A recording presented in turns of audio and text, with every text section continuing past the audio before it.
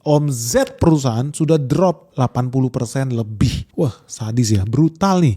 Pengusaha pada ketakutan nih di Amerika Serikat karena ramalan Benix terbukti benar. Kenapa? Karena di tahun 2025 itu udah tercatat ada lebih dari 700 perusahaan di Amerika Serikat yang bangkrut, kolaps, tutup, mewujudkan ramalannya Benix. Seperti yang lu lihat di sini, tsunami PHK menghantam Amerika, 700 lebih perusahaan bangkrut. Reuters sampai bilang bahwa tingkat kebangkrutan ya, jadi perusahaan-perusahaan Amerika Serikat yang bangkrut itu udah berada di titik tertinggi dalam 15 tahun terakhir. Dan ini terjadi karena ada credit jitters, guys. Nah, ini penting. Apa itu credit jitters? Kenapa jadi banyak orang yang kolaps? Credit jitters itu kepanikan. Orang-orang pelaku pasar, pengusaha itu deg-degan karena ada utang kredit. Lu tahu biang kerok dari seluruh permasalahan ekonomi ini sebetulnya adalah bank sentral. Kenapa terjadi credit jitters? Kenapa banyak pengusaha ketakutan termasuk di Indonesia, UMKM, pelaku usaha? Takut mereka. Kenapa? Karena banyak investor dan pelaku usaha itu takut ya.